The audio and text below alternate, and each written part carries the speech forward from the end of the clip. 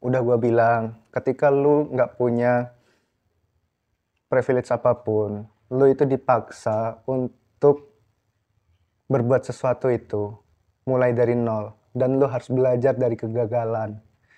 Lu nggak punya privilege dan lu pengen langsung seperti role model lu, mimpi, mimpi itu. Lu dipaksa untuk belajar dari sebuah kegagalan. Lu nggak bisa pengen merintis sesuatu dan tiba-tiba lu sehebat mereka yang sudah besar. Mereka yang sudah bisa buat video atau buat bisnis yang begitu hebatnya. Lu nggak bisa. Nah, ketika lu merintis dan lu nggak punya privilege, lu nggak punya pengalaman, lu nggak punya dana, lu nggak pernah kursus, nggak pernah kuliah di jurusan itu, nggak pernah bikin video, sekali bikin video, pengen seperti mereka-mereka yang udah terkenal. Nggak mungkin.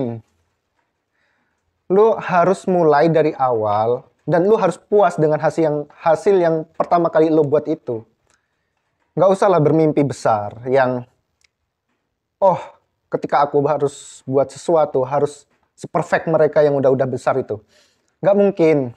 Lu dipaksa untuk belajar dari kegagalan.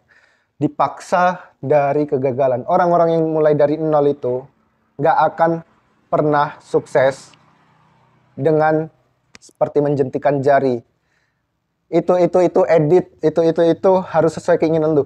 Nggak bisa. Semua kegagalan itu lu kumpulin, lu pelajarin, dan lu jadiin referensi lu sendiri.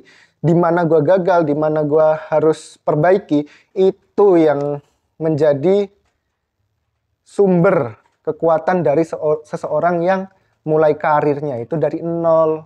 Nggak bisa seperti mereka-mereka yang udah besar. Nah, jadi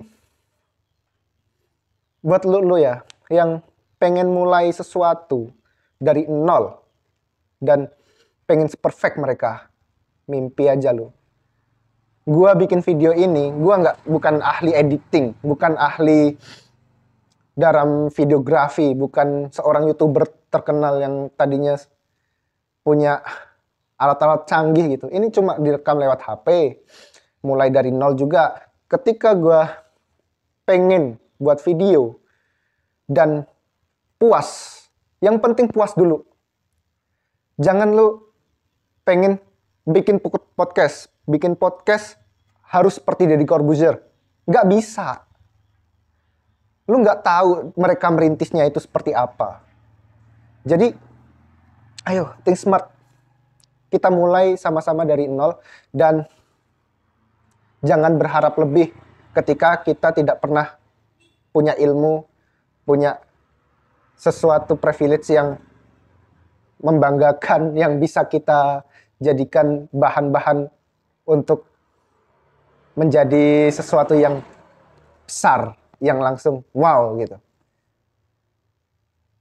Jadi ya mulai aja dulu, puas. Nanti, nah baru ketika orang-orang sudah support ke kita, mereka subscribe misal ke channel-channel yang kecil, subscribe. Ya kita orang yang merintis dari awal itu ibaratnya gimana ya? Butuh support dari orang-orang yang nonton misal, kalau yang bikin video.